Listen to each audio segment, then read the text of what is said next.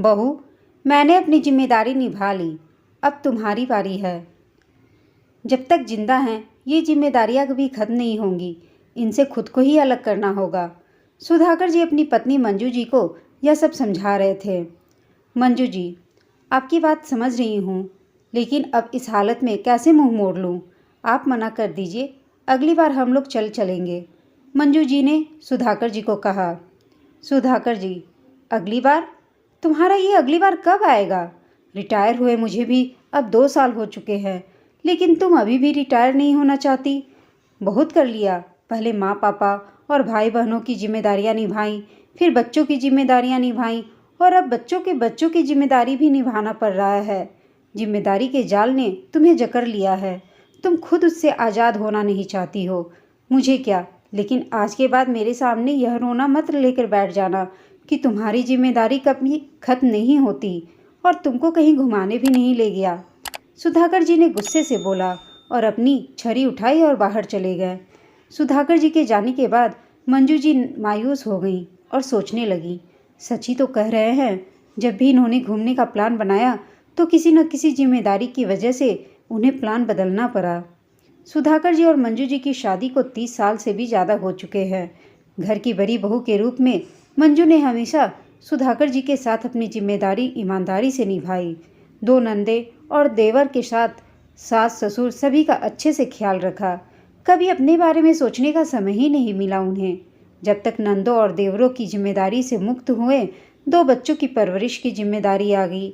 बेटी पति के साथ विदेश सेटल हो चुकी है और बेटा भी अपनी पसंद की लड़की के साथ शादी करके खुश है। बेटा के भी 2 बच्चे हैं और अब मंजू जी दादी की जिम्मेदारी निभा रही हैं।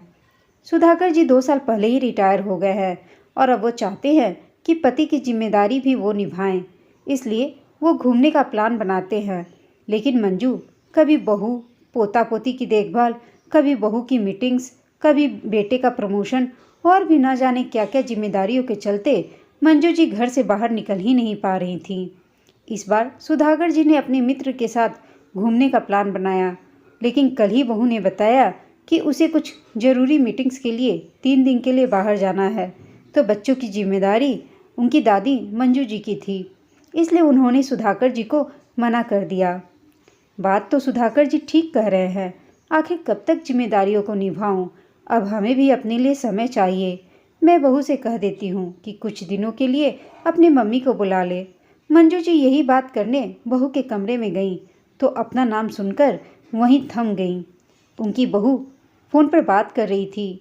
मेरी सासू माँ तो बहुत सीधी है, वो है इसीलिए मुझे घर गृहस्थी की भी चिंता नहीं रहती।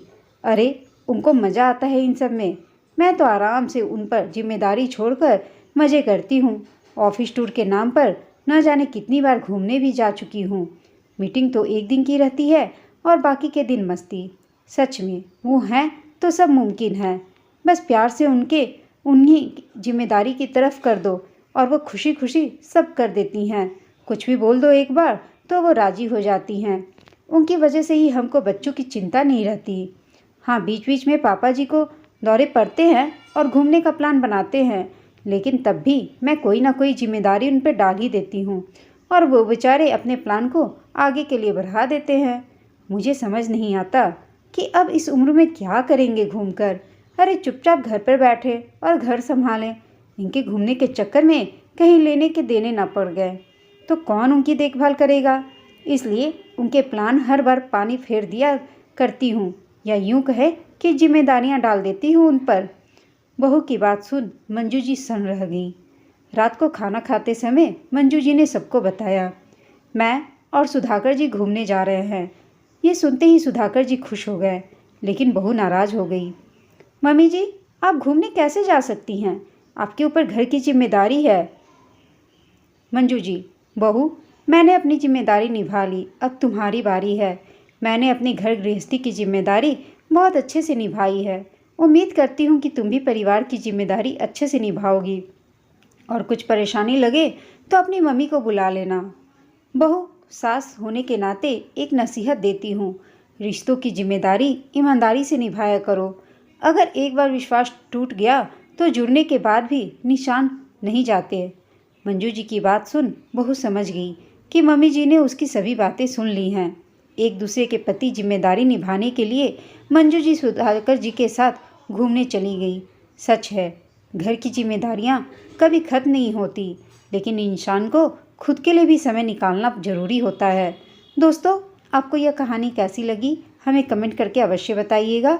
साथ ही कहानी अच्छी लगी हो तो इसे लाइक, शेयर और चैनल को सब्सक्राइब करना ना भूलें। कहानी सुनने के लिए आप सबका धन्यवाद।